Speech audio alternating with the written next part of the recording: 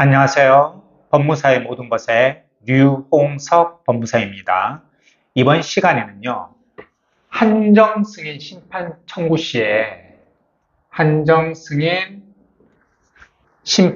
시에 뭐를 작성하게 되죠? 상속 재산 목록이라는 것을 반드시 작성해서 법원에 제출해야 되는데요. 상속 재산 목록에는 적극 재산이라는 란이 있고요. 그리고 소극 재산이라는 란이 있습니다. 적극 재산은 말 그대로 가지고 있는 재산이에요. 돌아가신 분의 재산. 소극 재산이라는 것은 한마디로 빚, 채무죠? 채무입니다. 돌아가신 분의 빚, 채무. 예.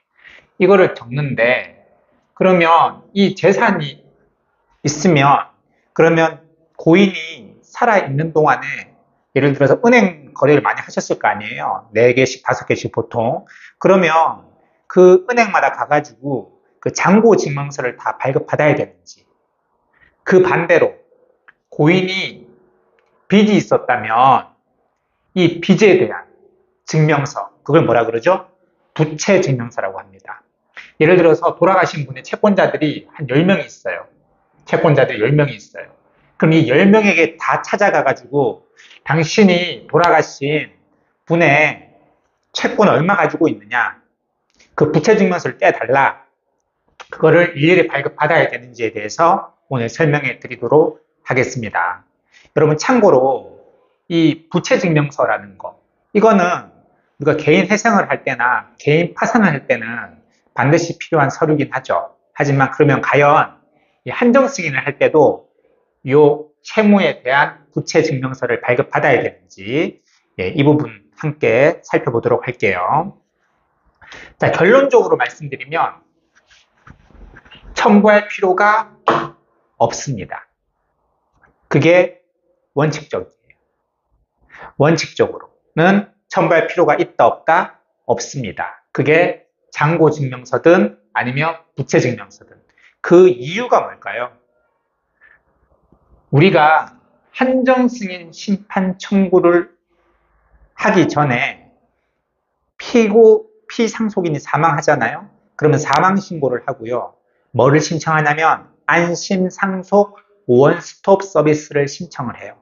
그러면 1주나 2주 정도 후에 그 돌아가신 분의 모든 채권과 채무에 대해서 그 결과를 알려줘요. 그러면 그게 나오면 어디에 접속을 하냐면 금융감독원 홈페이지에 접속을 해서 상속인 금융거래 서비스 또는 조회를 합니다. 상속인 금융거래 조회를 해요.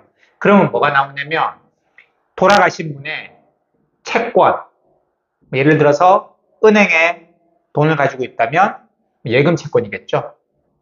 물론 개인 간의 채권은 안 나옵니다. 금융기관 간의 이런 채권, 예를 들어서 간단하게 내가 국민은행에 통장이 있었고, 내가 죽기 전에 국민은행에 통장이 있었고, 하나은행에 있었고, 그리고 뭐 K뱅크에 있었고, 대구은행에 있었고, 부산은행에 있었고, 이러면 그런 게 쫙 나옵니다. 그럼 채무는요? 이것도 나와요. 누가 돌아가신 분에게 채권을 가지고 있는지.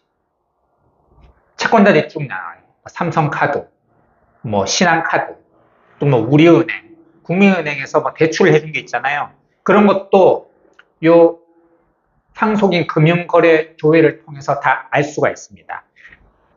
여기에 나와 있는 거를 전부 다 출력해서요.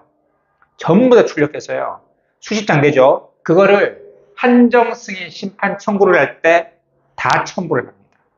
즉, 다시 말하면 이 조회된 거를 출력한 그 프린트물 있죠. 그 안에 이미 이 적극재산, 즉 대표적으로 은행에 대한 예금 채권 다 나오고, 그리고 소극재산, 빚도 다 나오고, 물론 개인 간의 채무는 안 나옵니다. 그거는 별도로 나중에 한정승인 할 때 잘 별도로 적어줘야 돼요. 하지만 이 금융기관 거는 다 나옵니다. 그렇기 때문에 별도로 이 적극재산에 대한, 이 예금채권에 대한 잔고증명서를 은행에 가서 발급받을 필요가 없고요. 그리고 이 채무에 대해서도, 이 소국재산 채무에 대해서도 그 금융기관에 가가지고 부채증명서를 발급받아서 첨부할 필요는 없습니다. 단, 예외적으로 예금 채권이 있긴 있는데 금액이 안 나와 있어요. 그러니까 어떻게 제가 오늘 오전에도 의뢰받은 사건인데요. 그러니까 그 의뢰받았다는 것이 그걸 이제 출력을 했죠. 한정승인 사건 의뢰를 받고 그리고 안심상속 오디터 서비스를 통해서 상속인 금융고려조회를 제가 쫙 다 했는데 거기에 키움증권 계좌가 있대요. 근데 잔고 있음 이렇게만 나와 있어요. 금액이 안 나와 있어요. 이 금액이 안 나와 있는 경우는 어떻게 해야 되냐면 잔고증명서를 발급받아야 됩니다. 근데 키움증권은 여러분들 아시다시피 주식하시는 분들은 오프라인이 아니죠. 그래가지고 등기로 신청서 해가지고 이렇게 팩스로 받는 걸로 그렇게 오늘 진행을 했습니다. 뭐 키움증권뿐만 아니라 이렇게 어떤 은행에 예금채권은 있다. 근데 한마디로 통장은 있다. 근데 금액이 안 나와 있다. 그러면 잔고증명서를 받아야 됩니다.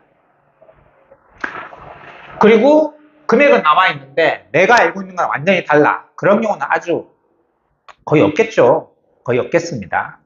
그 경우에도 잔고증명서를 발급받아서 첨부하시면 되고요. 요 채무도요. 채무도 금액이 안 나와 있잖아요. 채무 있음. 그런데 얼마의 채무가 있는지 금액이 안 나와 있어요. 그러면 그것도 부채증명서를 발급받아야 돼요.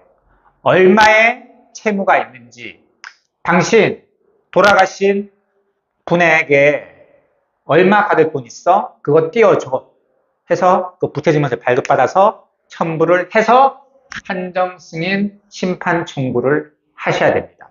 이런 예외적인 경우를 빼고는요. 보통의 경우에는 잔고증명서나 적극재산에 대한 소국재산에 대한 부채증명서는 첨부할 필요가 없습니다. 없어요.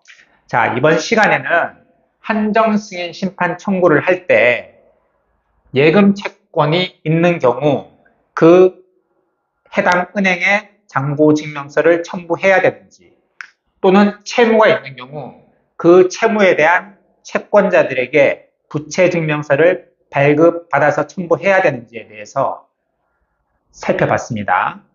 다시 한번 말씀드립니다. 원칙적으로는 첨부할 필요가 없습니다.